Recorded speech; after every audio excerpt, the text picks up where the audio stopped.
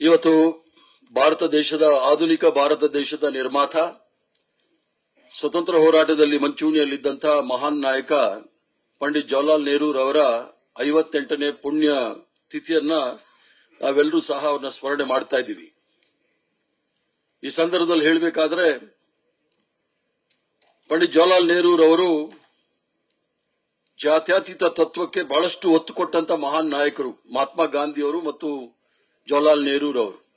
ಮಹಾತ್ಮ ಗಾಂಧಿಯವರು ಸರ್ವ ಧರ್ಮ ಸಮಭಾವ ಅಂತ ಹೇಳಿದಾಗ ಎಲ್ಲ ಧರ್ಮವನ್ನು ಸಹ ಸಮಾನವಾಗಿ ಕಾಣ್ತಕ್ಕಂಥದ್ದು ಸ್ವತಂತ್ರ ಭಾರತದ ಮೂಲ ಆಶಯಗಳು ಅಂತ ಹೇಳಿ ಅವರ ಸಿದ್ಧಾಂತವನ್ನು ನಮ್ಮ ಮುಂದೆ ಇಟ್ಟಾಗ, ಅದರ ಜೊತೆಗೆ ಪಂಡಿತ್ ಜವಾಹರ್ಲಾಲ್ ನೆಹರೂರವರು ಧರ್ಮ ನಿರಪೇಕ್ಷಿತ ಅಂತ ಹೇಳಿ ಜಾತ್ಯತೀತ ತತ್ವಕ್ಕೆ ಪರ್ಯಾಯವಾಗಿ ಅದನ್ನ ಬಹಳ ಸ್ಪಷ್ಟವಾಗಿ ಭಾರತ ದೇಶದ ನಾಗರಿಕರಿಗೆ ಮತ್ತು ಭಾರತ ದೇಶದ ಸಂವಿಧಾನದಲ್ಲಿ ಆಶಯವಾಗಿರ್ತಕ್ಕಂಥ ಧರ್ಮ ನಿರಪೇಕ್ಷಿತವನ್ನ ನಮ್ಮೆಲ್ಲರಿಗೂ ಸಹ ಕೊಟ್ಟಂತದ್ದು. ಧರ್ಮ ನಿರಪೇಕ್ಷಿತ ಅಂತ ಹೇಳಿದ್ರೆ ಯಾವುದಾದ್ರೂ ಧರ್ಮದ ವಿರುದ್ಧ ಅಲ್ಲ. ಸರ್ಕಾರಕ್ಕೂ ಮತ್ತು ಧರ್ಮಕ್ಕೂ ಯಾವುದೇ ಸಂಬಂಧ ಇಲ್ಲ.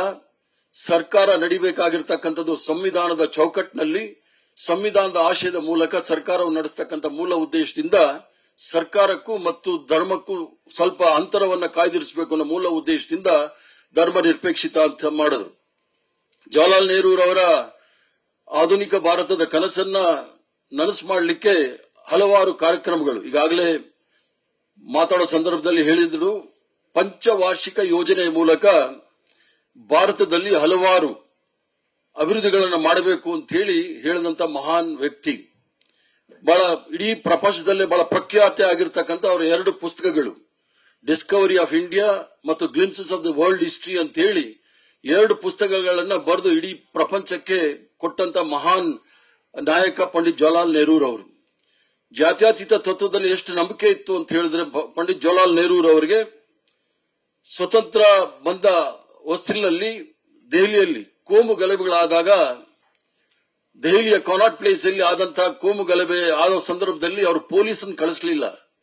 ಸ್ವತಃ ಅವರೇ ಮಧ್ಯದಲ್ಲಿ ನಿಂತ್ಕೊಂಡು ಯಾರಾದ್ರೂ ಜಗಳ ಮಾಡೋಗಿದ್ರೆ ಮೊದಲು ನನಗೊಡಿರಿ, ಆಮೇಲೆ ಬೇರೆಯವ್ರ ಹತ್ರ ಹೋಗ್ಬೇಕು ಅಂತ ಹೇಳಿ ದೊಡ್ಡ ನಿರ್ದೇಶನವನ್ನು ನಮ್ಮ ಮುಂದೆನೂ ಸಹ ಇಟ್ಟಿದ್ರು. ಆದ್ರೆ ಈಗ ಯಾರೂ ಸಹ ಆ ಧೈರ್ಯ ಮಾಡತಕ್ಕಂಥ ನಾಯಕರಿಲ್ಲ. ಮಿಲಿಟರಿ ಪೊಲೀಸನ್ನು ಕಳಿಸ್ತಕ್ಕಂಥ ಪ್ರಧಾನಮಂತ್ರಿನೂ ಸಹ ನಾವು ನೋಡಿದೀವಿ.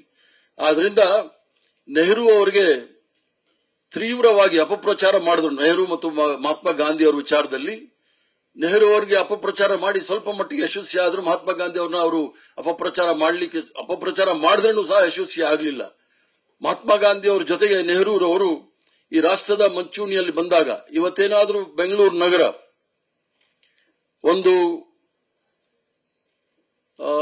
ಸಿಟಿ ಆಫ್ ಆಪರ್ಚುನಿಟೀಸ್ ಅಂತ ಅಂದಾಗ ಅದಕ್ಕೆ ಮೂಲ ಬುನಾದಿ, ಅದಕ್ಕೆ ಅಡಿಪಾಯ ಹಾಕಿದಂತೂ ಪಂಡಿತ್ ಜವಾಹರ್ಲಾಲ್ ನೆಹರೂರವರು. ಅದು ಬೆಂಗಳೂರು ನಗರದಲ್ಲಿ ಇರ್ತಕ್ಕಂಥ HMT ಇರ್ಬೋದು, HAL ಇರ್ಬೋದು, BAL ಇರ್ಬೋದು, ITA ಇರ್ಬೋದು, ಎಲ್ಲ ಸಾರ್ವಜನಿಕ ಉದ್ಯಮಗಳಿಗೆ ಅಡಿಪಾಯವನ್ನು ಹಾಕಿ ಸುಮಾರು ಆ ಕಾಲದಲ್ಲಿ 1,23,000 ಕೋಟಿಗಳ ಬಂಡವಾಳವನ್ನು ಹಾಕಿ ಸಾರ್ವಜನಿಕ ಉದ್ಯಮಗಳನ್ನು ಸ್ಥಾಪನೆ ಮಾಡಿದ್ರು. ಯಾವ ನೆಹರೂರವರು ಈ ದೇಶಕ್ಕೆ ಏನು ಮಾಡಿಲ್ಲ ಅನ್ನೋದನ್ನ ಹೇಳ್ತಕ್ಕಂಥ ನರೇಂದ್ರ ಮೋದಿ ಅವರು ನೆಹರು ಅವರು ಮಾಡಿದಂತ 23 ಸಾರ್ವಜನಿಕ ಉದ್ಯಮಗಳನ್ನ ನಿಲಾಮಿ ಮಾರ್ಕೊಂಡು ಹೋಗಿರ್ತಕ್ಕಂಥದ್ದು ನಾವೆಲ್ಲರೂ ಸಹ ನೋಡಿದ್ವಿ. ಆದ್ರಿಂದ ನೆಹರು ಅವರ ಕೊಡುಗೆ ನಾವೆಲ್ಲರೂ ಸಹ ಇಡೀ ದೇಶದಲ್ಲಿ ಮತ್ತು ಸಾಮಾನ್ಯವಾಗಿ ನಮ್ಮ ಕಾರ್ಯಕರ್ತರು ತಿಳ್ಕೊಳ್ಬೇಕಾಗಿರ್ತಕ್ಕಂಥದ್ದು ಏನು ಅಂದ್ರೆ, ನೆಹರು ಅವರ ಕೊಡುಗೆ. ಅವರು ಮೊಟ್ಟ ಮೊದಲನೇ ಬಾರಿಗೆ ಬಂದಾಗ ಈ ದೇಶದಲ್ಲಿ ಇದ್ದಂತ ಹಸಿವು ನೀಗಿಸಲಿಕ್ಕೋಸ್ಕರ ಪಂಚವಾರ್ಷಿಕ ಯೋಜನೆಯ ಮೂಲಕ ಈ ದೇಶದಲ್ಲಿ ದೊಡ್ಡ ದೊಡ್ಡ ಅಣೆಕಟ್ಟುಗಳನ್ನು ಕಟ್ಟಬೇಕು ಅಂತ ಹೇಳಿ ಉತ್ತರ ಭಾರತದಲ್ಲಿ ಬಕ್ರಾನಂಗಲ್ ಇರ್ಬೋದು, ಉತ್ತರ ಪೂರ್ವ ಭಾರತದಲ್ಲಿ ಹೀರಾಕೂಡ್ ಇರ್ಬೋದು, ದಕ್ಷಿಣ ಭಾರತದಲ್ಲಿ ಪಶ್ಚಿಮ ಭಾರತದಲ್ಲಿ ಕೊಯ್ನಾ ಇರ್ಬೋದು, ಮತ್ತೆ ದಕ್ಷಿಣ ಭಾರತದಲ್ಲಿ ತಾವೆಲ್ಲರೂ ಸಹ ಸಾಕಷ್ಟು ನರ್ಮದಾ ಡ್ಯಾಮ್ ಇರ್ಬೋದು, ಮತ್ತು ಸಾಕಷ್ಟು ಡ್ಯಾಮ್ಗಳನ್ನ ಕಟ್ಟಿದಂತ ಮಹಾನ್ ದೂರದೃಷ್ಟಿ ಇದ್ದಂತ ನಾಯಕ.